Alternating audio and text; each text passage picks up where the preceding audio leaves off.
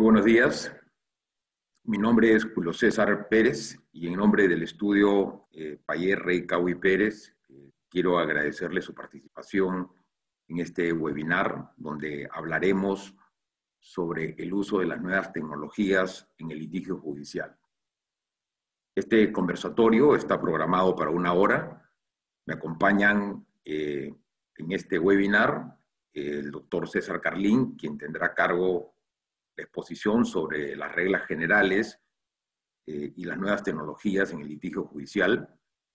El doctor Dante Botton, quien está a cargo de los litigios laborales, y mi socio Juan Diego Ugaz, que está a cargo del área penal, quien al final nos expondrá las nuevas también tecnologías aplicadas básicamente al sector penal.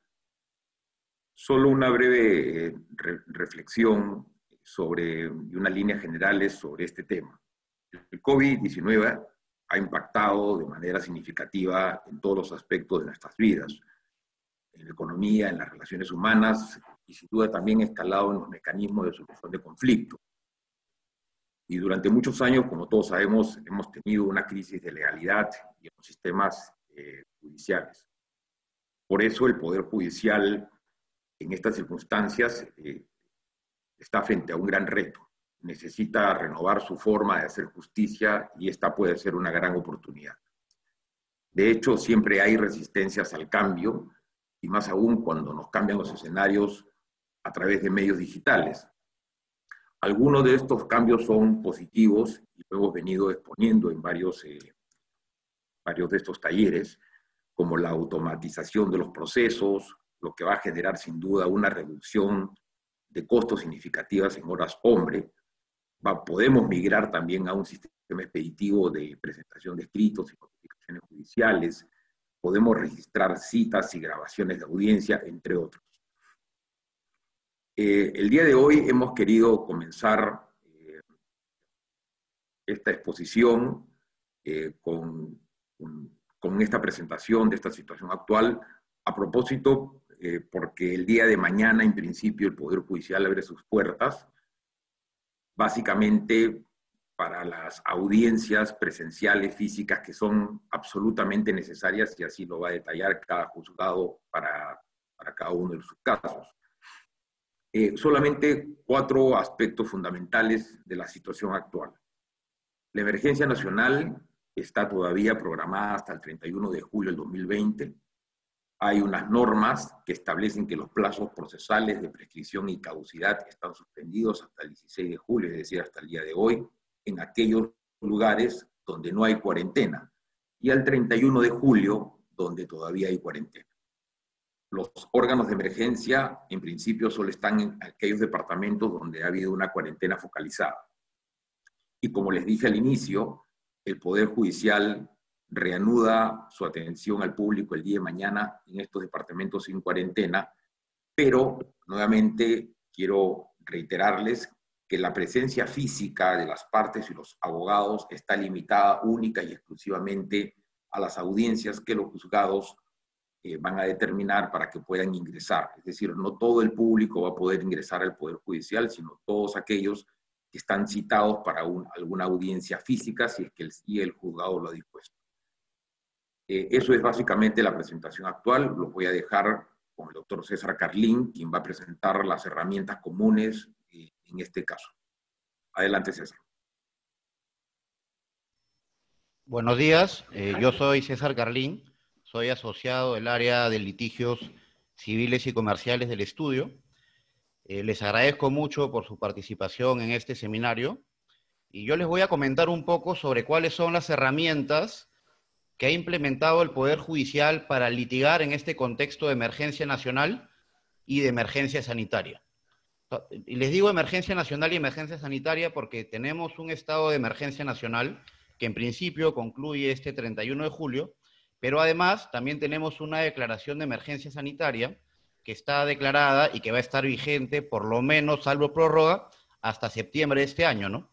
Entonces, el Poder Judicial en este contexto, y de hecho incluso antes de que se dictara la medida de cuarentena, ya había tomado medidas para evitar contagios y se trataba de medidas que afectan la manera en que se llevan a cabo los procesos judiciales.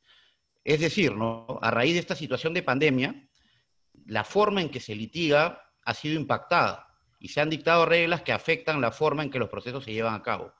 Entonces, por ejemplo, antes uno presentaba una demanda en físico, ¿no? Llevaba a su cargo, luego para impulsar el proceso iba a una entrevista presencial con el juez, acudiendo al local judicial, ¿no? Luego tenía una audiencia, sea de pruebas, sea de informes orales, de manera presencial, y bueno, recibía una notificación con la decisión final, y esta era apelada mediante un recurso que se presentaba de forma escrita, ¿no? Entonces, un poco lo que les queremos comentar e incidir es que esto ha cambiado. Dada la situación actual, se ha implementado una serie de herramientas que determinan que todo este trámite que antes era presencial se virtualice, ¿no? Entonces, un poco les vamos a explicar cuáles son estas herramientas y de qué manera se utilizan, desde una perspectiva práctica. Entonces, estas herramientas, si bien no se han implementado al 100% y en su totalidad, tienen pensado una implementación total. O sea, se trata de que esto se extienda, de que estas medidas que le voy a explicar se extiendan a absolutamente todos los procesos civiles, comerciales, contenciosos administrativos, constitucionales, laborales y penales, ¿no? Entonces, esto está ya bastante avanzado y está en vía de una implementación total. Entonces, ahora los detalles de cada herramienta se los voy a dar al explicar cada una de ellas. A ver, estas son las herramientas en general. Tenemos el SINOE, que es el Sistema de Notificaciones Electrónicas, que es un sistema que ya existía previamente, pero cuya aplicación se ha potenciado y se está extendiendo. La plataforma ha sido mejorada, como les voy a explicar a continuación. Tenemos la mesa de partes electrónica, que también era una herramienta preexistente, pero que se ha generalizado, ¿no?, de manera notoria.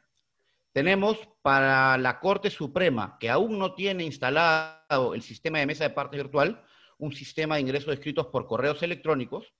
Luego, para aquellos escritos que no puedan ingresar por algún defecto de la mesa de partes electrónica o por falta de implementación, tenemos un mecanismo de citas electrónicas para presentación excepcional de escritos en la mesa de partes física, ¿no? Obviamente en la sede judicial en donde se encuentre el órgano jurisdiccional.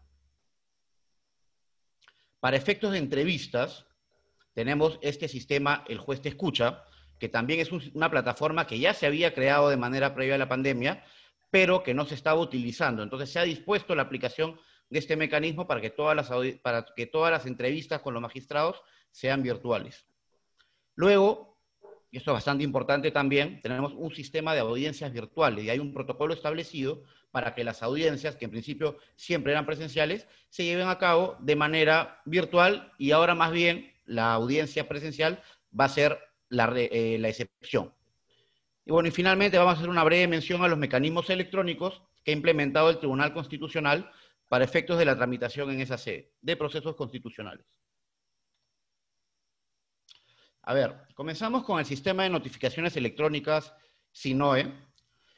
Este es un mecanismo que existía desde el año 2008, ¿no? Y claro, ahora, a raíz de la pandemia, se ha dispuesto que la notificación de todas las resoluciones se realice de manera obligatoria a través del SINOE, incluso en los casos en los cuales la ley dice que tiene que haber notificación física, ¿no? Entonces, a pesar de eso, se está notificando todo electrónicamente, de manera tal que la parte interesada en darse por notificada lo puede hacer sin necesidad de esperar a la notificación física. Muy importante, para poder acceder a este servicio de casilla electrónica, uno tiene que registrarse ante el Poder Judicial. Tiene que registrarse a través de esta plataforma.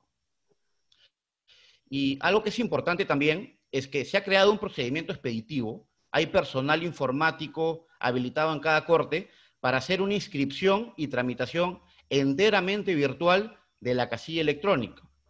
¿Por qué? Porque si uno entra a esta página, ahí les hemos puesto el link, que vamos a compartir con ustedes también, uno puede hacer el registro, pero el sistema automáticamente emite un mensaje que señala que para efectos de la entrega de la clave y del número de casilla se debe acudir presencialmente a una sede judicial a recogerlo, ¿no? Pero esa es la regla general. Sin embargo, ¿no?, hay una serie de números y correos electrónicos en cada corte habilitados para crear las casillas en el día y de manera enteramente virtual. Entonces, esto es bien importante porque, como vamos a ver a continuación, para efectos de poder ingresar a la mesa de partes electrónica, es necesario contar con una casilla electrónica otorgada por el Poder Judicial. Entonces, ahora pasamos a la mesa de partes electrónica.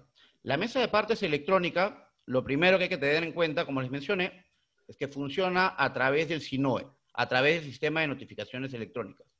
Y en esa medida solamente se puede acceder a esta mesa de partes electrónica si es que se cuenta con esta casilla. Entonces, es muy importante tener esa casilla. Entonces, volviendo a la mesa de partes. Esta mesa de partes existía ya desde el año 2017, desde agosto aproximadamente. Sin embargo, su aplicación era completamente excepcional. Solo funcionaba para expedientes electrónicos. Y la aplicación del expediente electrónico era muy restringida. Había expedientes electrónicos para casos comerciales en Lima, para casos contenciosos administrativos, tributarios y de mercados en Lima, para casos de nueva ley procesal de trabajo en Lima y también en algunas provincias, pero era una aplicación muy reducida. Y como veremos más adelante en detalle, para poder presentar escritos a través de esta mesa de partes, era obligatorio contar con una firma digital, un DNI electrónico, con un lector de tarjetas inteligentes. Entonces, ¿qué pasó? Cuando comenzó la pandemia y se dispuso el aislamiento social obligatorio, el Poder Judicial se dio cuenta de que esta era una herramienta muy valiosa, pero como solo funcionaba para expedientes electrónicos y con firma digital, las personas no tenían acceso a ella. Entonces, ¿qué es lo que dispuso el Poder Judicial? Dispuso que excepcionalmente y durante la emergencia por la que estamos atravesando, se puedan ingresar los escritos para todos los expedientes, no solo los electrónicos, sino también los físicos, sin firma digital. Entonces, en la práctica se ha generalizado la aplicación de esta mesa de partes electrónica. Bueno, lo cual es muy importante porque, como ustedes recordarán, luego de cada suspensión de labores del Poder Judicial, por huelgas, por ejemplo, se generaban grandes colas apenas se reabría las sedes judiciales. Y obviamente esa, digamos, aglomeración de personas puede producir contagios, afectaciones a la salud y a la vida, ¿no? Entonces, el Poder Judicial ha implementado de manera generalizada la mesa de partes electrónica como un mecanismo de prevención del coronavirus, ¿no? Y es algo bastante importante. Y además, obviamente, todos los que tenemos experiencia judicial sabemos lo complicado que era ir al Poder Judicial con un horario determinado para presentar el escrito, ¿no? Normalmente en una sede un poco alejada, ¿no? Entonces, aquí podemos hacerlo por internet y además con la ventaja adicional de que tenemos un horario de presentación extendido. Antes, la presentación se hacía en el horario de trabajo de los funcionarios judiciales. Ahora los escritos, el Consejo Ejecutivo del Poder Judicial ha establecido que se pueden presentar hasta las 23:59 horas y a pesar de que se presenten después de las 4:30 del horario de labores general, se entiende presentado y recibido ese mismo día, ¿no? Con plenos efectos para el cómputo de plazos procesales. Entonces, ahora les voy a pasar a explicar un poco cuáles son los requisitos para poder usar la mesa de partes electrónica, ¿no? Y les voy a explicar cuáles son estos requisitos cuando se trata de una presentación con firma digital y cuando se trata de una presentación sin firma digital. Bueno, obviamente, para producir el escrito necesitamos contar con un procesador de textos como Word, que es una plataforma, un programa que todos conocemos. Y acá viene, digamos, ya un poco lo distinto, ¿no? Necesitamos, para poder, sobre todo para trabajar con los anexos, un programa para visualizar, crear, modificar y o combinar archivos PDF. Y hay programas como Adobe Acrobat, Nitro Pro, que se mencionan aquí. ¿Y esto por qué es importante? Porque, por ejemplo, cuando uno presenta un escrito con anexos, sea una demanda o un escrito de ofrecimiento de pruebas, uno tiene que ingresar archivos a la mesa de partes electrónica, con un peso determinado, por cierto, de 30 megas. Y para poder trabajar con estos, digamos, archivos separados, porque la mesa de partes pide un archivo con el escrito y pide un archivo con los anexos, se tiene que, primero, tener los archivos separados y segundo, todos los anexos, que normalmente son varios en una demanda, unificados en un solo archivo. Unificados en un solo archivo. Entonces, para poder hacer esto, trabajar con varios archivos en formato PDF, unificarlos, modificarlos, reorganizarlos, se necesita un programa para trabajar con PDF, ¿no? Entonces, esto es bien importante. A ver, luego, si se trata de un escrito que va a ser presentado con firma digital, se necesita o un DNI electrónico o un certificado digital. A ver, ¿por qué es importante la firma digital? A pesar de que de manera excepcional se ha dispuesto que los escritos puedan ingresar sin firma digital, sino también con una firma escaneada simple, ¿no? O sea, hay firma digital, que es un mecanismo que está certificado, ¿no? O sea, de acuerdo a la ley de firmas y certificados digitales, la firma digital tiene el mismo valor que una firma manuscrita, ¿no? Entonces, a pesar de que se permite la presentación de escritos sin firma digital y solo con una firma gráfica escaneada simple, para los que no cuenten con firma digital, es digamos, de vital importancia la firma digital porque si uno presenta un escrito con firma digital, ese escrito tiene plenos efectos, no requiere de una confirmación posterior. En cambio, si al amparo del protocolo se presenta un escrito sin firma digital y con una firma escaneada simple, el órgano jurisdiccional, de acuerdo a los protocolos, va a exigir que ese acto con firma escaneada simple se ratifique. O sea, es importante, ¿por qué? Porque si uno ingresa todos sus escritos con una firma escaneada simple y no con una firma digital, va a tener que hacer un acto de ratificación posterior. Entonces, claro, al final, si se presentan muchísimos escritos, va a tener que hacer muchísimos actos de ratificación, ¿no? Pero bueno, volviendo al tema del DNI electrónico certificado digital, hay una precisión importante. Cuando recién salen los protocolos del Poder Judicial, se menciona como mecanismo exclusivo para efecto de hacer una firma digital el DNI electrónico. Sin embargo, ya posteriormente, el Consejo Ejecutivo aclaró a través de los reglamentos y de las conferencias dadas que la firma digital funcional para efectos de la mesa de partes electrónica no es solo la del DNI electrónico, sino la emitida con un certificado digital vendido por cualquier empresa autorizada por el INDECOPI, que es el ente rector en el sistema de infraestructura de firmas digitales, ¿no? Entonces, por ejemplo, si alguien quisiera presentar un escrito con firma digital, puede acceder a cualquiera de estas empresas, a los interesados nos pueden escribir y les podemos enviar la relación de las empresas autorizadas que están en el portal INDECOPI y pueden adquirir un certificado digital y con este certificado firmar con la misma validez que con el DNI electrónico y con plenos efectos para el proceso judicial. Luego, en caso se firme con un DNI electrónico, se necesita un lector de tarjetas inteligentes, que es un dispositivo en el cual se inserta el DNI y que le permite a la computadora reconocer el certificado digital que está asociado al DNI electrónico. Es un aparato muy pequeño, muy barato, con las especificaciones que aparecen en la diapositiva, que tiene que ser compatible con ISO IEC 7816. Esto es solo cuando se firme con un DNI electrónico. Cuando se firma con un certificado digital, el tema es enteramente digital. Eso se instala en la computadora y automáticamente aparece ahí. Luego, si se va a presentar un escrito con firma digital, se necesita un programa que se llama Refirma y que es distribuido gratuitamente por RENIEC y que se puede descargar del link que aquí aparece en la diapositiva. Otra cosa importante es que el Poder Judicial exige, sea que se ingrese un escrito con firma digital o sea que se ingrese un escrito sin firma digital o con firma gráfica escaneada simple, se requiere contar con un escáner o con un programa que tenga reconocimiento óptico de caracteres. ¿Qué es esto de reconocimiento óptico de caracteres? Es una funcionalidad que permite que en los archivos PDF se pueda hacer búsqueda de texto. O sea, normalmente en un PDF uno no puede hacer esa búsqueda de texto como lo hace en Word. Si uno en Word tiene un archivo muy largo, pone control buscar y puede ubicar la palabra rápidamente. En cambio, con los PDF no siempre es así. Entonces, el Poder Judicial exige que todos los escritos ingresados a través de la mesa de partes electrónica estén en formato OCR, con reconocimiento óptico de caracteres. Y esto se puede hacer con un escáner que venga con esa función incorporada o con un programa que permita hacer esta conversión. Hay varios, y por ejemplo, el Poder Judicial recomienda este programa PDF Exchange. Claro, y esto obviamente es útil para los jueces, para que ellos puedan, si quieren hacer referencia a un anexo, copiar directamente desde el archivo PDF y trasladarlo a las resoluciones, para efectos de motivar lo que decían. Entonces, digamos, mencionados estos requisitos, si se quiere presentar un escrito con firma digital, simplemente el archivo con el escrito desde Word se guarda en formato PDF, Word tiene esa opción.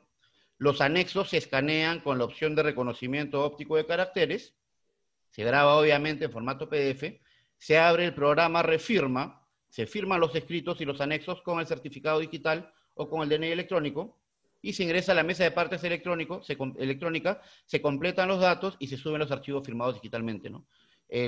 Digamos, la mesa de partes electrónica es muy clara ahí, aparecen todos los datos, con mucha facilidad se pueden llenar y simplemente se suben los archivos.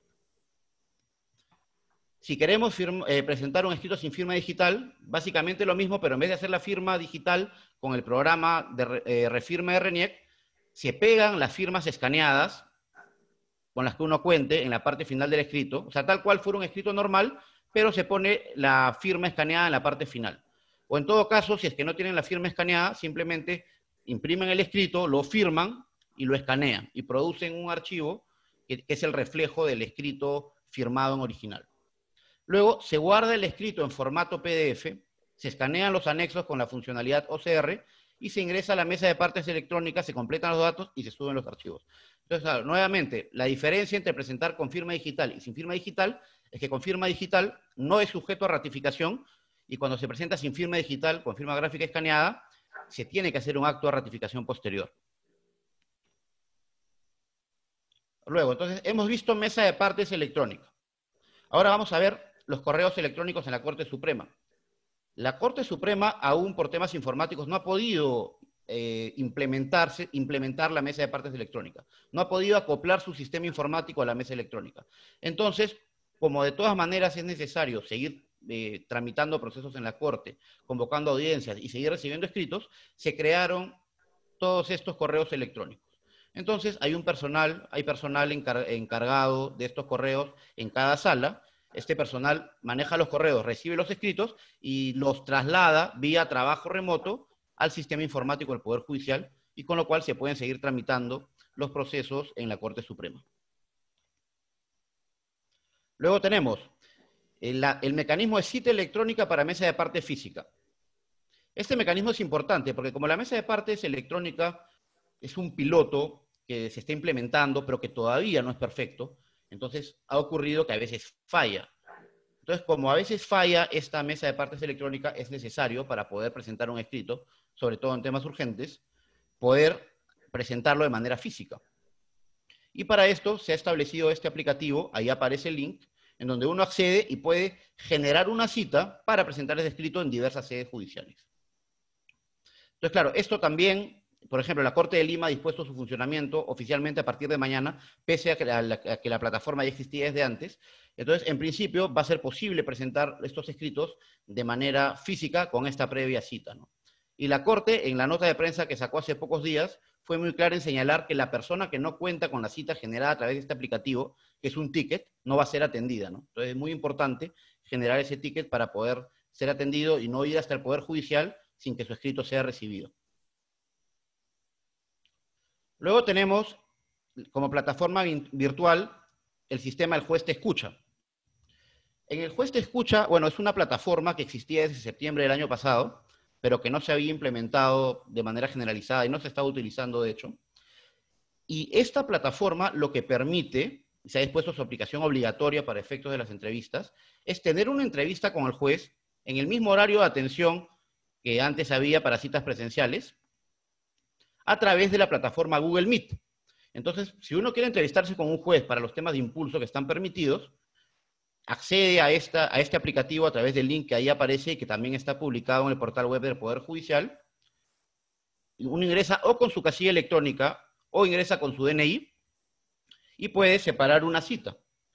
Entonces, una vez que se ingresa, como pueden ver en la presentación, hay una pestaña, hay un botón que dice Nuevo, uno accede, inmediatamente después tiene que identificar su expediente para ver si es que la plataforma está funcionando para ese expediente. Si uno encuentra su expediente, bien, ingresa y separa su cita. Y ahí aparece una opción de horarios que, según hemos visto, son los mismos horarios que estaban funcionando para las citas presenciales. En principio, esto podría tener cambios, pero en principio está funcionando así. Entonces, uno simplemente separa la cita, señala los horarios y ya tiene registrada la cita. Entonces, en la plataforma, luego, va a aparecer un link de videoconferencia. Entonces, esto también está en vías de implementación. No está funcionando todavía adecuadamente, pero se entiende que desde mañana ya debería funcionar sin problemas. Ahora, muchos preguntan, claro, los jueces no me están respondiendo por ahí, ¿qué hago si mi expediente no está en El Juez Te Escucha? Una opción es presentar un escrito dando el correo Gmail con un número de celular y coordinar la entrevista directamente con el juez. Eso es algo que también está funcionando y que es posible hacer. Bueno, y finalmente, respecto al Poder Judicial, tenemos las audiencias virtuales. Estas audiencias virtuales funcionan con Google Meet. Y bueno, acá varias cosas. Primero, que para poder ser convocado a una audiencia es necesario proporcionar una dirección de correo de email y un número de celular. Porque la plataforma Google Meet requiere funcionar con un dominio de Google. Ahora, acá hay algo que es importante. Puede ser un Gmail o puede ser también un correo institucional que funcione con la plataforma de Google. No necesariamente tiene que ser un Gmail. Sin embargo, recomendamos, digamos, para efecto de evitar cualquier observación, que se haga a través de un Gmail, porque a pesar de que el protocolo dice que puede ser con un correo Gmail o cualquier correo asociado a este dominio, muchos secretarios están observando esto y solo están aceptando Gmails, ¿no? Entonces, es mejor así. Otra opción es apelar y, bueno, cuestionar este tema y que se logre un reconocimiento formal de que puede ser otro correo, pero por razones prácticas creemos que es mejor usar un correo Gmail para evitar cualquier tipo de inconveniente. Funciona con Google Meet. Una característica es que previo a la audiencia se realiza una conferencia preparatoria con un funcionario del juzgado para establecer un protocolo de actuación. Básicamente establecer las reglas para evitar que la audiencia se quiebre. Por ejemplo, qué hacer si alguien se desconecta. Se establece que se va a continuar por teléfono, por WhatsApp, por otra plataforma, dependiendo de las herramientas tecnológicas con las que cada litigante cuente. El protocolo de actuación se registra en audio y video. El ingreso a la audiencia virtual se realiza mediante un enlace de videoconferencia que se está notificando vía SINOE o vía el correo Gmail que se señale. La audiencia empieza con la verificación de la identidad, tal cual una audiencia presencial. Uno tiene que mostrar su documento, su carnet de abogados original, su DNI. La audiencia también se registra en audio y video.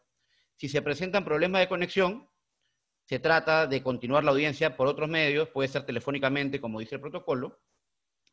Los jueces van a aplicar con especial énfasis, en casos de mala fe y temeridad, van a aplicar sanciones. Si el juez advierte que una parte se desconecta maliciosamente, a pesar de que no ha tenido un problema informático, la va a sancionar. Y lo que se trata es de evitar justamente actos de mala fe. Porque podría ocurrir que a alguien no le vaya bien en la audiencia, o que por frustrarla, simule problemas de conectividad y se desconecten, ¿no? Entonces los jueces van a ser muy duros en esto y van a tratar a toda costa de que las audiencias no se quiebren. En las audiencias también se pueden convenir, o sea, las partes pueden convenir una renuncia a la notificación física de la sentencia. Aquí, respecto de las audiencias, hay que tener en cuenta y estar muy atentos a que cada juzgado también está dictando reglas específicas para las audiencias, plazos especiales, señalamiento de qué abogados pueden participar, número de abogados a participar. Entonces hay que estar muy atentos a lo que establezca cada juzgado respecto del protocolo. O sea, no basta el protocolo, hay que ver las reglas especiales que cada juez establece respecto de este protocolo. Y finalmente, en el Tribunal Constitucional tenemos estos mecanismos. Hay una ventanilla virtual para visualizar expedientes escritos, que es esta de aquí.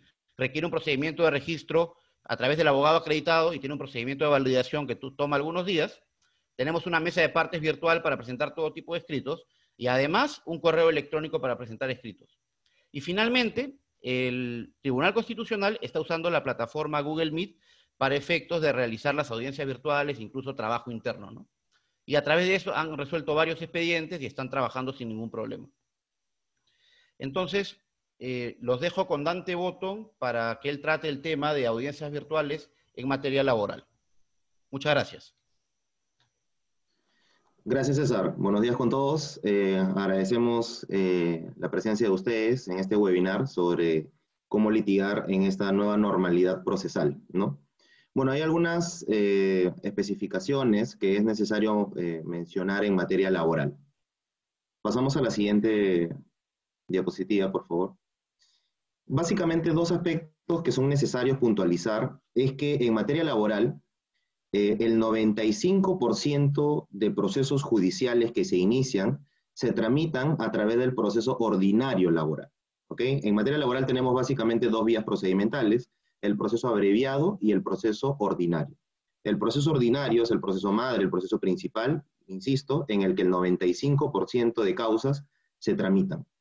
¿Cuál es la particularidad del proceso ordinario laboral? Y digamos, esta es una particularidad del litigio laboral, que la contestación de la demanda no se presenta o no se presentaba, como vamos a ver, a través de la mesa de partes, sino que la empresa demandada, porque normalmente el demandado en un proceso laboral es el empleador, la empresa demandada lo que hacía era presentar el escrito de contestación en la audiencia de conciliación. ¿Ok? Ese era el deber que tenía la empresa, concurrir a la audiencia de conciliación con los poderes suficientes para conciliar, y en esa misma audiencia, en caso se frustrara la conciliación o no prosperara, la empresa tenía que presentar el escrito de contestación de forma física y en ese mismo acto. Obviamente, como las audiencias en materia laboral siguen las mismas reglas mencionadas por César, es decir, vamos a llevarlas en su gran mayoría, ¿no? De forma virtual, la entrega de este escrito de contestación es imposible que se realice de forma física. Va a tener que hacerse igual a través de la mesa de partes electrónica. No tenemos una regla que nos diga específicamente en qué momento, pero lo que se ha establecido, digamos, como un criterio general por parte de los jueces laborales, es que tiene que hacerse antes de la audiencia de conciliación. ¿Cuánto antes? No hay una regla que nos diga una hora antes, un día antes, simplemente antes de la audiencia de conciliación. Es decir, a la audiencia de conciliación, ya que se va a realizar también de forma virtual, hay que asistir con el escrito de contestación ya presentado a través de la mesa de partes virtual. Esto es importante tenerlo en cuenta porque si no presentamos el escrito de contestación en materia laboral, sufrimos una consecuencia importante que es la declaratoria de rebeldía, que da presunción relativa de verdad a los hechos afirmados por el demandante. Entonces, para no incurrir en esa rebeldía, es muy importante tener en cuenta esto y presentar con la debida anticipación, aconsejamos nosotros de repente el día anterior incluso de la audiencia de conciliación, el escrito a través de la mesa de partes virtual. Otra tingencia antes de pasar a la siguiente presentación es que, como mencionaba César, va a ser importante la ratificación de los escritos presentados sin firma digital, ¿no? Solamente con la firma escaneada van a tener que pasar esta especie de ratificación. En materia laboral tenemos una regla que es especial, ¿no? Que nos dice que los jueces laborales deben privilegiar el fondo sobre la forma, ¿no? ¿Y eso qué significa? Que en su gran mayoría, al menos en materia laboral, los jueces no están solicitando esta ratificación, ¿ok? No la están solicitando, salvo que estemos hablando de escritos que generen un impacto muy importante en el proceso. Por ejemplo, un desistimiento, ¿no? Por ejemplo, qué sé yo, un acto de transacción, situaciones como esas. Pero impulsos del proceso, escritos de contestación, apelación, o estos escritos, digamos, de trámite normal, ¿no? De impulso del proceso, al menos hasta la fecha no está siendo requerido la ratificación excepcional. Eso hay que tenerlo en cuenta porque, insisto, tenemos esta regla, ¿no? De flexibilidad del proceso del trabajo que habla que debe privilegiarse el fondo sobre la forma. Ahora sí pasamos a la siguiente. En materia laboral, como seguramente la gran mayoría de quienes nos acompañan hoy conoce, tenemos la gran particularidad del proceso laboral, digamos, que se creó, que también lo acompañaba el proceso penal, es el tema de la oralidad, ¿no? Y la oralidad se refleja básicamente en la posibilidad de actuar determinados medios probatorios de manera, valga la redundancia, oral, ¿cierto? Entonces, claro, tenemos los testigos, ¿no? La declaración de testigos y la declaración de parte que se hace, ¿no? O se hacía de forma presencial en la audiencia de juzgamiento correspondiente, porque en la audiencia de juzgamiento es donde se lleva a cabo la actuación de los medios probatorios.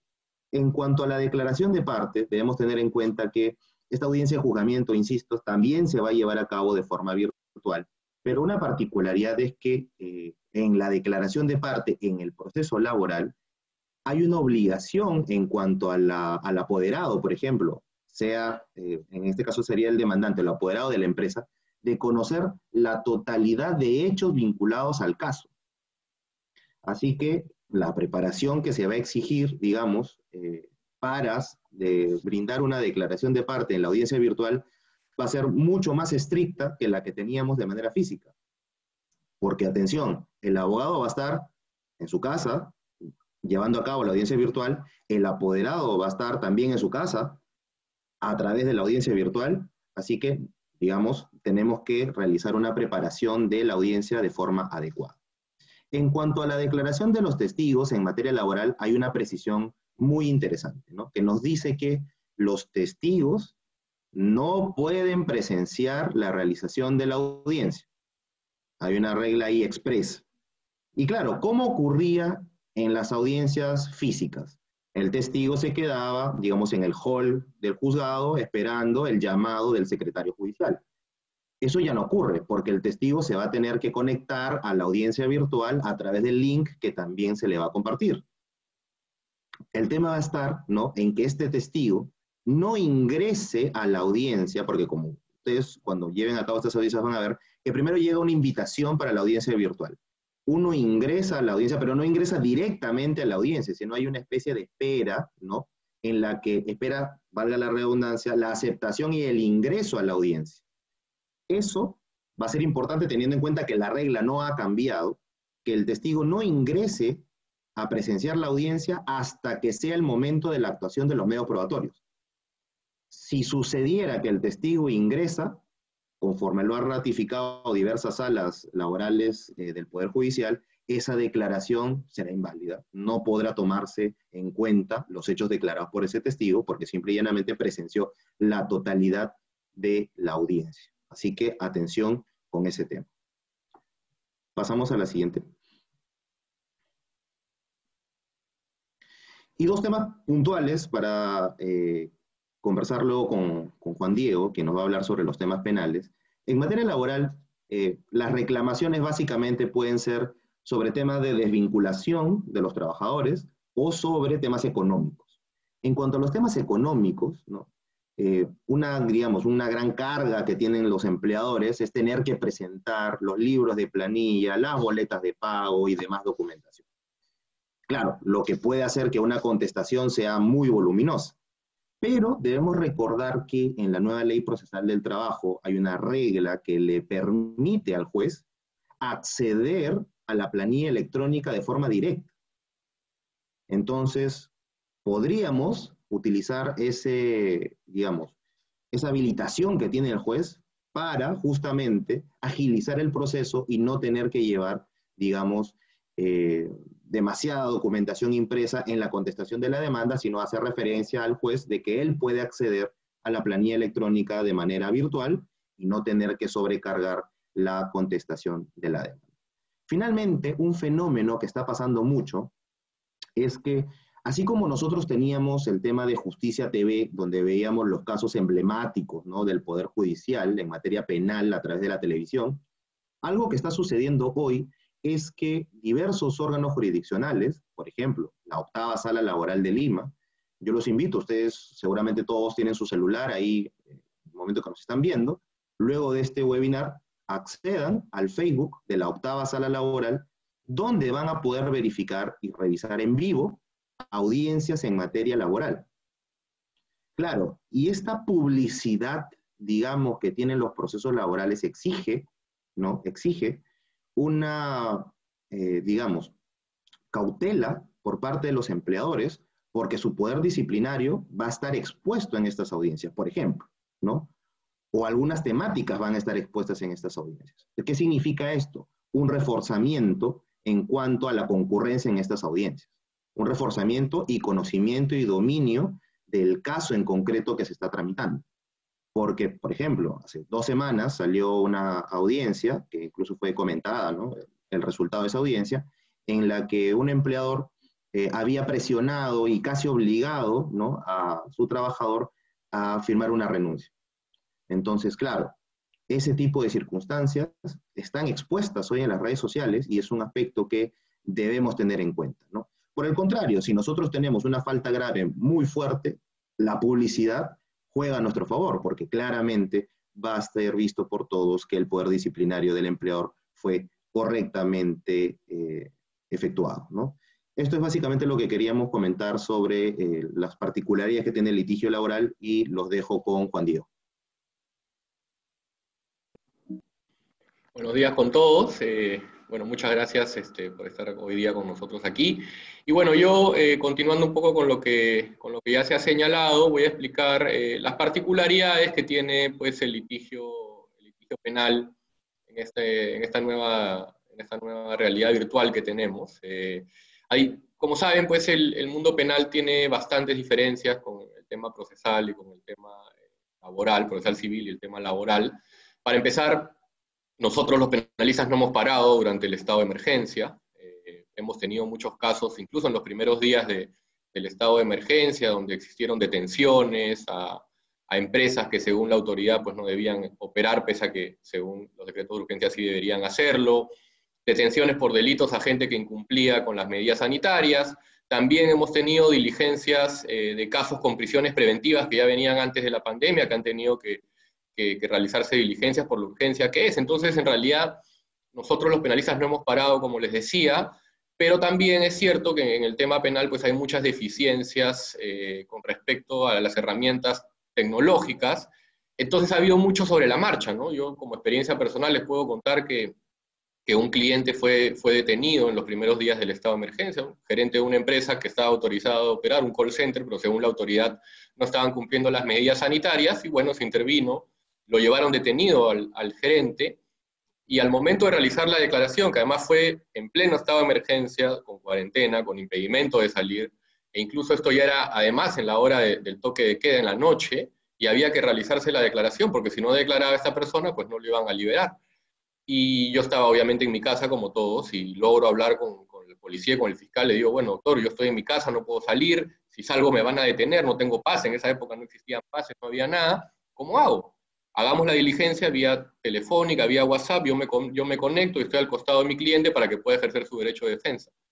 Y de manera intransigente ni el fiscal ni el policía me lo permitieron. Me dijeron, no, doctor, no se puede, no se puede. Yo les explicaba de que tenemos que utilizar la tecnología, que estamos en una situación de emergencia, y que obviamente yo me ponía en riesgo y ponía en riesgo a los demás, pero no quisieron, se pusieron intransigentes y al final tuvimos que arriesgarnos, salir en pleno toque de queda y llegar pues a la fiscalía. Claro, todo muy informal. El fiscal me dijo, mira, si te para un policía me lo pasas por teléfono, yo le explico. Bueno, en fin, no sucedió eso, pero para que vean cómo se empezó este litigio virtual, entre comillas, o diferente en el tema penal. Obviamente ahora hay un poco más de reglas y de protocolos, pero lo que les quería decir es que nosotros no hemos parado y sobre la marcha pues hemos ido aprendiendo bastantes cosas, ¿no? Pero bueno, ahora vamos a ver en el derecho, además en el litigio penal, pues a diferencia del civil y el laboral, no solamente tenemos el Poder Judicial, sino también tenemos la participación de la Fiscalía, y a su vez también la participación de la policía. Entonces, lo que voy a hacer es explicarles un poco cómo es que se está reactivando el sistema judicial, en base a nuestra experiencia y los protocolos que han sido publicados en la Fiscalía y después en la policía, ¿no? Entonces, en el tema policial, por favor, si podemos regresar a la anterior diapositiva, gracias. En el tema judicial, perdón, entre los primeros días, entonces un poco lo que les contaba, del 17 al 30 de junio, no existió atención presencial para los usuarios, existió sí una organización interna en los juzgados para las siguientes fases, pero durante este tiempo sí que, como les digo, se llevaron actuaciones judiciales en lo que respecta a temas de prisión preventiva, sobre todo, ¿no? En la segunda fase, que ya va del 1 al 16, los plazos procesales y administrativos se han suspendido, como ya explicaba Julio César, eso sí es común en el tema penal, hasta el día de hoy. A partir de mañana se reanudan los plazos, se van a realizar audiencias en procesos, se han realizado, perdón, audiencias en procesos urgentes hasta el 16, nosotros nos ha tocado participar en audiencias de solicitudes de cese de prisión preventiva, entonces sí hemos tenido audiencias durante esta etapa previa o esta segunda fase. También se ha podido presentar escritos a través de la mesa de partes del SINOE, como ya explicó César, ahí en realidad es común la situación. Y también ha habido esta problemática de la presentación física de escritos, puesto que, como ya también explicó César, hay un límite en la capacidad de los escritos que se pueden presentar, y si en algún momento uno presentaba algún escrito que superaba esto, pues se tenía que solicitar hacer de manera presencial, ¿no? Y bueno, la atención ha sido entre 9 de la mañana y 2 de la tarde para las veces en las que se ha tenido que hacer alguna presentación física, ¿no? Siguiente, por favor. La tercera fase, que es ya lo que empieza a partir de mañana en el Poder Judicial, pues ya vamos a tener audiencias que no se realizaron en su momento, y porque digamos, estaban programadas para fechas que han sido suspendidas por este tema de la pandemia, o también algunas que han sido pendientes de programar. En nuestro caso ya tenemos audiencias programadas. Yo, por ejemplo, la próxima semana ya tengo audiencias nuevas que se han programado, y estas se van a realizar a través de Google Meet, ¿no? De manera excepcional también podrán haber audiencias presenciales, pero como ya también explicó César, lo genérico va a ser de que sea a través de Google Meet. En el tema penal, cuando existe una lectura de sentencia, pues generalmente se lee toda la sentencia, es una diligencia bastante engorrosa, y luego de ello se pregunta a las partes si es que desean apelar o no. Eso en el antiguo código. En el nuevo código, que no aplica en Lima para todas las sedes, ya existe el mecanismo de lectura solamente de la parte decisoria, luego se le diría el íntero o se notifica el íntero. Ahora un poco eso es lo que se va a implementar aquí, y es que solamente se va a leer en audiencia la parte decisoria, que es muy corta, y después el íntero de la sentencia va a ser notificada, ¿no? Entonces ese es un cambio. En el tema de la entrevista con los jueces, aquí sí que es diferente a lo que les explicaba César, porque este programa, El Juez Te Escucha, en realidad, al día de hoy, no hay una resolución que disponga que no aplica para el tema penal, pero al día de hoy, si tú ingresas y pones los datos en la web que les pasó César, si uno pone los datos de un expediente penal, simple y llanamente el sistema no te va a permitir tener acceso a una entrevista con un juez, porque no está habilitado para penal. Entonces aquí un poco nos encontramos con un problema, porque no hay una situación formal, no hay una manera formal de pedir una cita a través de una web. Entonces lo que se tiene que hacer es hacer una coordinación directa con cada juzgado para llevar a cabo una teleconferencia mediante Meet o cualquier medio digital, WhatsApp. Ahí va a depender de cada juez, ¿no? Con lo que trabaje cada juez. Entonces lo que se tiene que hacer es ir a la web del Poder Judicial, al Facebook del Poder Judicial, de cada juzgado en particular, y poder ver cuál es el mecanismo que están utilizando para tener comunicación, ya sea un número telefónico, ya sea un correo electrónico, pues se comunica con el juzgado y se coordina caso por caso cómo es que se va a poder llevar a cabo la entrevista, ¿no? En el tema de los seguimientos de expedientes, también en el tema penal pues es un mundo diferente, porque a diferencia del procesal civil y el procesal laboral, nosotros no tenemos un sistema al cual podemos acceder, ¿no? Uno antes de la pandemia, si tenía un expediente civil, pues simplemente entraba al sistema y podía hacer seguimiento al Estado, podría ver cuándo se ha citado una audiencia, se podía ver pues cuando una parte ha presentado un escrito, en fin. Nosotros nunca hemos tenido eso en el tema penal, tampoco lo tenemos al día de hoy. Entonces, el seguimiento del expediente se hará también dependiendo de cada mecanismo o aplicativo electrónico que cada corte establezca, correo electrónico, número telefónico, WhatsApp. No tenemos una web, no tenemos un sistema mediante el cual podamos hacer seguimiento. O sea, habrá que buscar, y eso es lo complicado, el teléfono, el correo de cada juzgado, comunicarse y ver la manera de que se pueda hacer esto, ¿no? Pero aquí no hay nada, digamos, formal, ¿no? Siguiente, por favor.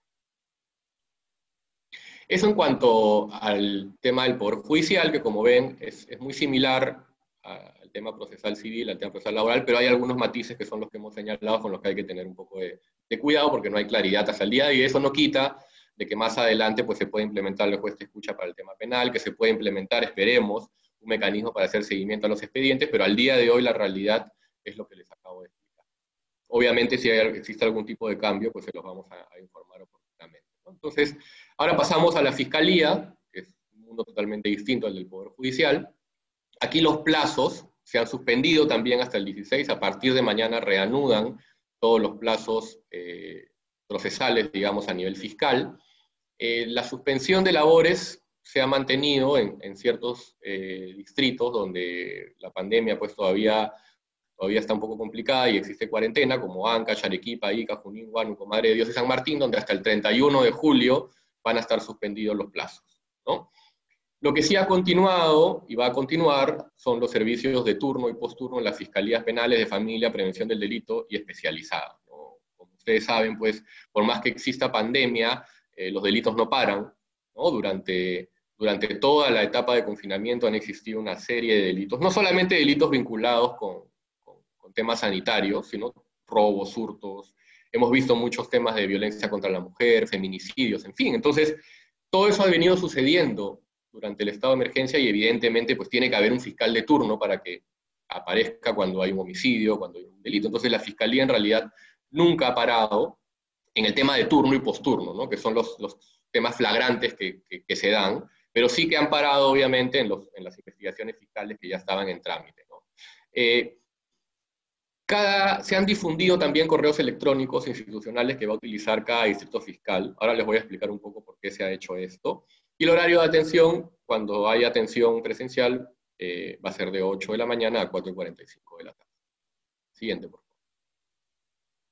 Entonces, ¿cómo ha ido evolucionando la reactivación del Ministerio Público? Pues desde el 8 de julio se implementó el funcionamiento, el funcionamiento del módulo de citas fiscales, un programa que se llama CITAF, a través del cual los usuarios podrán gestionar citas con los despachos fiscales a nivel nacional. Esto es importante porque vamos a ver que la Fiscalía hace algún tipo de distinción con respecto a los programas que tiene, pero con referencia especial al programa de citas, este sí que es a nivel nacional, o sea que en cualquier Fiscalía del Perú uno va a poder ingresar al sistema y pedir pues una cita con el fiscal, ¿no?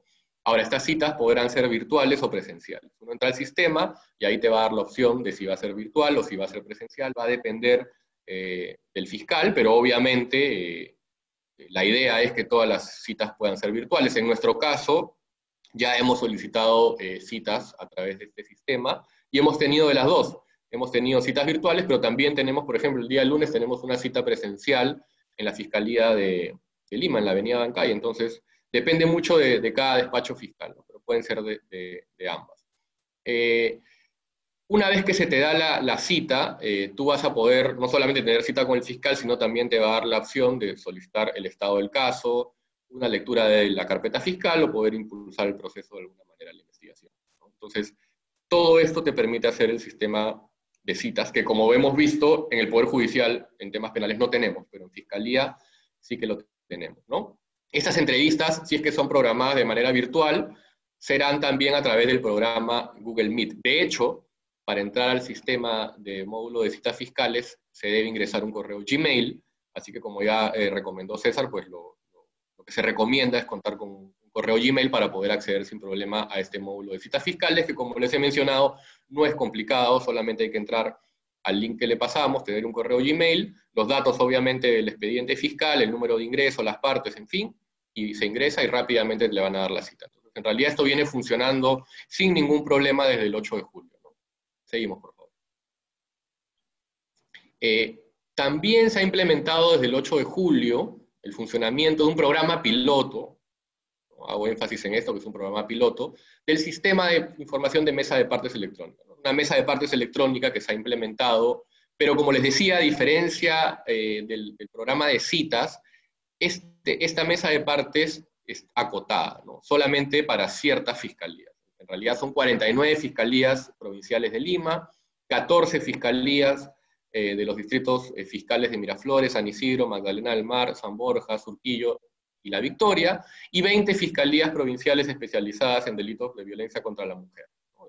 Integrantes de la familia. Entonces, como ven, si bien parece mucho, en realidad es muy poco, ¿no? Tenemos 57 fiscalías provinciales comunes, no están todas incluidas, tenemos fiscalías de tránsito, tenemos fiscalías de lavado de activos, tenemos fiscalías de delitos de corrupción de funcionarios, en fin, tenemos muchas, y obviamente todas las fiscalías de provincia, ¿no? Entonces, como ven, es muy poco, son muy pocas las fiscalías en las cuales se va a poder tener acceso vía la mesa de partes electrónica, porque vuelvo a repetir, es un programa piloto, y entiendo que la idea es que si va funcionando bien, hasta ahora no hemos tenido ningún problema, se irán incorporando más fiscalías, ¿no? Entonces, ¿qué hacemos en el resto de casos, ¿no? ¿Qué hacemos cuando quiero presentar un escrito en una fiscalía que no está en esta lista? Pues lo que se debe hacer, de nuevo es complicado, es averiguar, ya sea por Facebook, ya sea por la página del Ministerio Público, por Google, porque no hay otra forma, cuál es el correo electrónico de la fiscalía, el número de teléfono de la fiscalía, comunicarse con esa fiscalía y tener la presentación a través de vía correo electrónico, ¿no? Es cierto también que muchas fiscalías ya han ido publicando durante el estado de emergencia cuáles son sus correos electrónicos a través de los diferentes medios de comunicación social, Facebook, Twitter, en fin. Entonces, en teoría uno debería encontrar, pero dependiendo de la fiscalía, pues podría ser un poco más difícil, pero eso es lo que hay que hacer, ¿no? Hay que identificar el correo electrónico, el número telefónico, tener una comunicación con la fiscalía, saber que estamos comunicándonos con la fiscalía, y a partir de ahí, de la coordinación particular que sabe en cada fiscalía, pues presentar el escrito, ¿no? Entonces, esperemos que pronto esto pueda ser unificado para que sea más ordenado y más fácil para el litigante. Siguiente. A partir del 17, estas citas presenciales que les comentaba, ¿no? A través del sistema CITAF podían ser citas virtuales o podían ser citas presenciales. Las que son presenciales, que como mencionaba son de manera excepcional, van a ser a partir del día 17. Como les decía, nosotros ya la próxima semana tenemos una programada, ¿no? Y desde el 20 de julio se va a iniciar la etapa de transición en estos distritos fiscales que les comentaba, que todavía tienen el tema de la cuarentena, ¿no?, activa. Entonces, a partir del 20 van a empezar a coordinar, van a empezar a ver cómo es que van a reanudar sus actividades después del día 30. Eso no significa que va a haber atención, pero significa de que ya al menos desde el punto de vista interno ya tienen luz verde para empezar a coordinar sus actividades de reanudación. Seguimos. Finalmente, tenemos el tema de la Policía Nacional, ¿no? La policía interviene de dos maneras. Una, cuando considera que se han cometido un delito de manera flagrante, ¿no? Imaginen ustedes una persona que está contagiando a alguien en la calle, o que está incumpliendo las medidas sanitarias transitando fuera del toque de queda. En fin, en el tema de flagrancia, la fiscalía siempre va a intervenir, la policía, perdón, siempre va a intervenir. Un homicidio, un robo, un hurto, un asesinato, lo que sea que suceda de manera flagrante, va a significar la participación de un policía, y esto sí que no va a ser virtual, ¿no? No hay forma de detener a los delincuentes de manera virtual, así que la policía tiene que estar en la cancha, como decimos ahí, deteniendo a las personas que tenga que detener, evitando que se cometan los delitos, y obviamente eso después se deriva a un fiscal, ¿no? Esta actuación fiscal, esta detención policial, perdón, va a ser derivada a un fiscal, quien va a ordenar el inicio de una investigación, en la cual, por supuesto, va a participar también la policía. Entonces, como ustedes verán, la policía ha estado sumamente activa. De hecho, en muchos casos que tenemos nosotros en provincia o en algunas unidades policiales, cuando hemos querido coordinar algo con la policía durante el estado de emergencia, simplemente no los encontrabas porque estaban destacados en distintos lugares para poder combatir el COVID, ¿no? Entonces, en el tema de la policía ha sido mucho, o está siendo mucho más lenta la implementación virtual, puesto que, como les digo, han estado todos trabajando y atendiendo emergencias durante todas estas semanas. Entonces, al día de hoy no hay un sistema virtual para la policía. Están reactivándose progresivamente, están regresando algunos policías ya a sus unidades técnicas especializadas, ¿no? ¿Qué es lo que tenemos al día de hoy habilitado a nivel policial? Pues la mesa de partes para la presentación física de denuncias, ¿no? Como ustedes saben, cuando uno presenta una denuncia penal tiene dos opciones. Una opción es presentar la denuncia directamente a la fiscalía, pero otra opción es ingresarla directamente a la policía, ¿no? Por ejemplo, un delito de estafa lo podemos ingresar en la división de estafas de la policía, o un delito informático en la división de alta tecnología de la policía, en fin. Entonces, si uno quiere presentar una denuncia ante estas entidades, no va a encontrar una mesa de partes virtual como el Poder Judicial o como la Fiscalía, sino va a tener que acercarse presencialmente en la mesa de partes y presentar la denuncia, que va a ser recibida. Si bien se están priorizando delitos relacionados al estado de emergencia o flagrancia delictiva, pues también están recibiendo, lo hemos hecho, denuncias por estafa, por otro tipo de delitos. Obviamente la investigación va a caminar más lento, porque para empezar el policía tiene que dar parte al fiscal, y el fiscal tiene que emitir una disposición que abre investigación e iniciar los actos de investigación, y eso podría tomar su tiempo, pero formalmente la denuncia va a ser recibida. No solamente está funcionando la mesa de partes para recibir denuncias, sino que también la mesa de partes física, repito, física, está habilitada para el seguimiento del caso, ¿no? Entonces uno puede ir a la división de estafas, hacer su cola, ir a la mesa de partes y pedir información sobre el caso. Entonces, esto va a suceder en la división de estafas, robos, alta tecnología. En cualquiera de estas divisiones uno va a poder ir y tener acceso a la información. Incluso, si es que el instructor a cargo del caso está presente, no está de comisión o realizando alguna diligencia o de franco, uno va a poder entrevistarse con el policía de manera personal. Y aquí sí que no ha cambiado mucho la situación como estaba antes de la pandemia, ¿no? Lo único que va a cambiar con respecto al tema policial es que, como les decía, los policías trabajan de la mano con los fiscales en las investigaciones. De hecho, la investigación la dirige el fiscal con participación del policía, y cuando la fiscalía pues ordena algún tipo de diligencia dentro del trámite de la investigación fiscal en la cual participe un policía, pues el policía tendrá que también unirse a la tecnología y utilizar el medio tecnológico que dispone el fiscal. Imaginemos que la fiscalía en el trámite de una investigación por estafa manda la investigación a la policía y le pide al policía que tome la declaración del imputado. El fiscal tiene que estar presente en esa declaración. Entonces el fiscal seguramente no va a ir a la policía y le va a decir al policía, ¿sabes qué? Hagámoslo a través de Google Meet. Perfecto. Entonces el policía tendrá que conectarse a Google Meet y obviamente el imputado y su abogado también. Entonces en esas circunstancias de diligencias policiales con participación de fiscalía, que sí que está autorizada para tener diligencias virtuales, como ya hemos visto, en esos casos la policía tendrá que adecuarse y obviamente tener la diligencia de manera virtual, siempre y cuando la naturaleza lo permita, ¿no? Entonces, eso es en cuanto a la policía. Y bueno, y con eso termino la exposición con referencia a cómo es que se está reactivando el tema penal en sus diferentes instituciones. Y bueno, ahora los dejo con Dante, que va a leer algunas de las preguntas, y dependiendo de qué materia se trata, pues cada uno de nosotros irá respondiendo. Nuevamente, muchas gracias por su presencia. Como ya les dijo Julio César, en nuestro portal informativo van a encontrar todo tipo de información con respecto al COVID y también publicaciones, vamos a poder resolver sus dudas y consultas, informaciones relevantes. En fin, entonces los invito a que puedan ingresar a nuestra página web y tener acceso a toda esta información. Entonces, bueno, ahora nuevamente gracias y los dejo con Dante. Gracias, Juan Diego.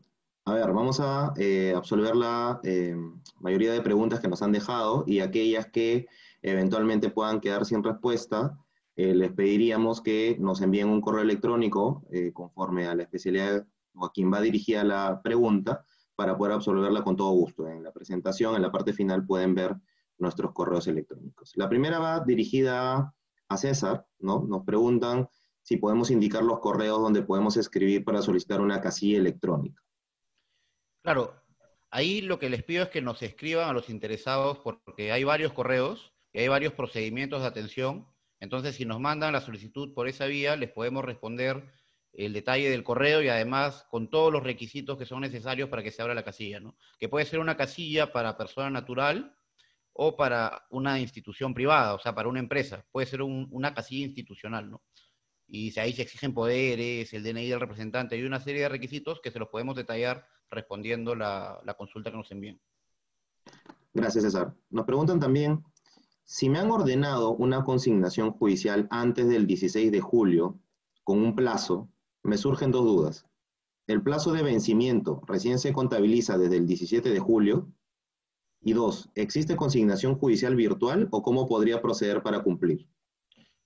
A ver, sobre el plazo se considera suspendido, ¿no? Entonces, si el plazo estaba corriendo antes de que comenzara la suspensión, valga la redundancia, todo el periodo de suspensión no cuenta, entonces continúa computando su plazo desde el 17 de julio, ¿no? O sea, esa es la regla, ¿no? O sea, es como si no hubiera existido todo el periodo de suspensión y se entiende que se reanuda el cómputo del plazo a partir del día de mañana 17.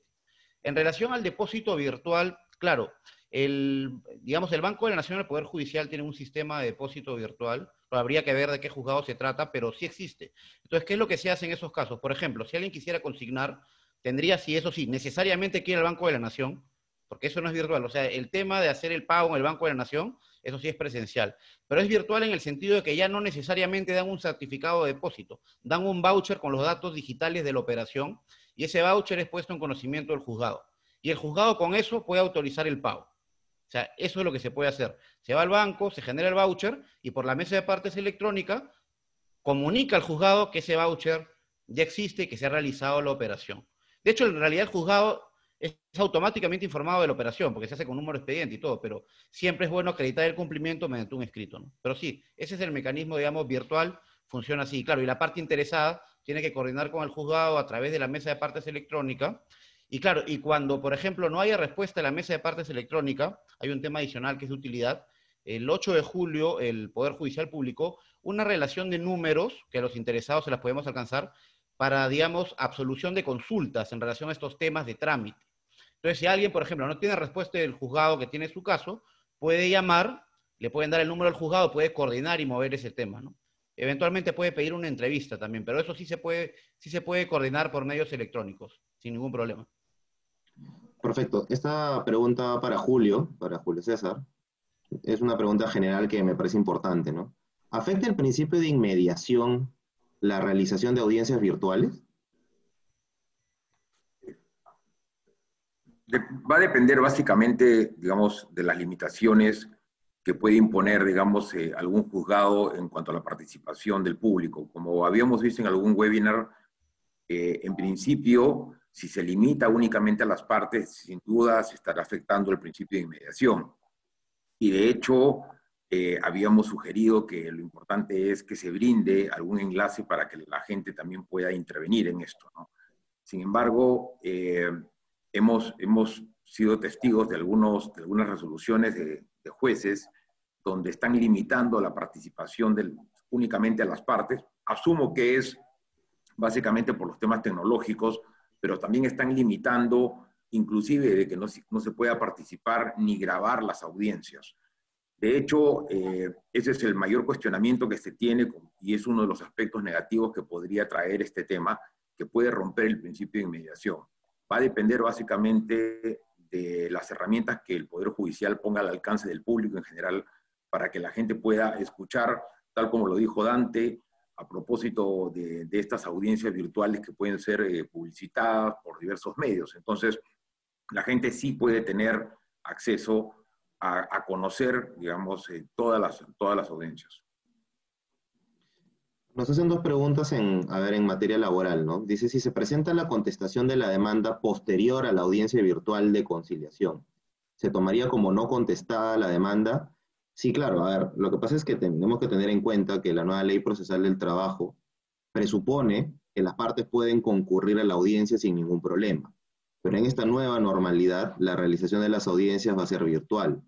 Y lo que importa, me parece a mí que la razón subyacente que se tiene en esta regla prevista en la nueva ley es que en la audiencia de conciliación, dentro del marco de la audiencia de conciliación, se presente el escrito de contestación. Si se hace con posterioridad, se estaría quebrando ese aspecto y por tanto, desde mi punto de vista, durante la audiencia de conciliación o antes de la audiencia de conciliación es posible presentar el escrito de contestación en la mesa de partes virtual. Y eso tiene vinculación con la siguiente pregunta, porque nos dicen de que si, nos preguntan, ¿no? Si es que yo presento el escrito de contestación en materia laboral antes de la audiencia de conciliación, si esto se podría tomar como una carencia de ánimo de conciliar.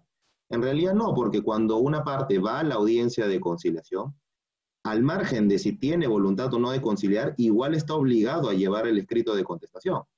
En este caso sería lo mismo, o sea, no depende solo de la voluntad de la parte demandada la conciliación. Puede uno tener la mejor de las intenciones para conciliar, finalmente tiene que ser un acuerdo mutuo. Y nadie tiene la seguridad de saber si efectivamente la parte demandante va a aceptar la conciliación.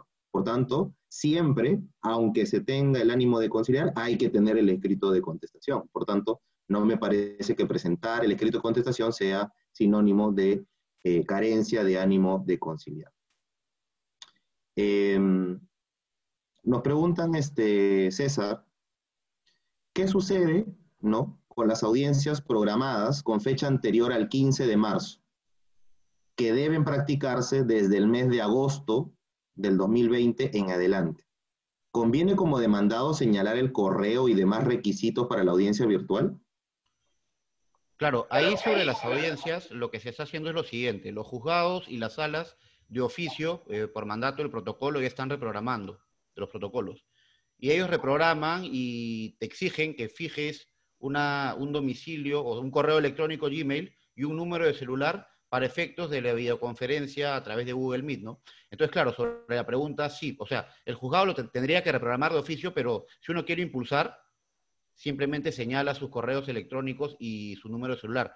Y es más, en relación a señalar el correo Gmail y un número de celular, el protocolo de audiencia ya establece que desde el acto 1, desde la interposición de la demanda o desde la contestación, ya es un deber, tal cual era un deber señalar el domicilio procesal físico y el domicilio procesal electrónico, ya es un deber señalar domicilio Gmail, señalar correo Gmail y señalar número de celular, ¿no? Entonces, sí, la recomendación es que señalen en todos los procesos los correos Gmail y el número de celular si es que quieren promover su impulso, ¿no? Es necesario. Gracias, César. Y una pregunta adicional, como para ir acabando. Nos preguntan si hay una empresa que es tercero en un proceso judicial, ¿ok? No es parte del proceso, y le ordenan cumplir con remitir información, ¿podrá remitirlo sin problema por la mesa de partes virtual a pesar de no ser parte? Claro, o sea, sí se puede. De hecho, en los últimos días hemos recibido varias consultas en ese sentido. O sea, sí se puede, pero siempre y cuando tenga una casilla electrónica. O sea, la plataforma está, y si uno accede a la plataforma con la casilla electrónica, hay una opción que dice sujeto presentante, partes, sale el número de las partes, o tercero. Y si es un tercero, se le identifica, se le pone el número de RUC si es una empresa. Sin embargo, si no tiene la casilla electrónica, no va a poder, ¿no? Entonces, claro, ahí tiene dos opciones. O crea la casilla, o saca una cita para una presentación física, ¿no? Eso sería, pero sí se puede, ¿no? Con la casilla se puede sin ningún problema. Gracias, César. Con eso acabamos las preguntas. Hay algunas que han quedado sin respuesta. Evidentemente agradecemos todas las preguntas.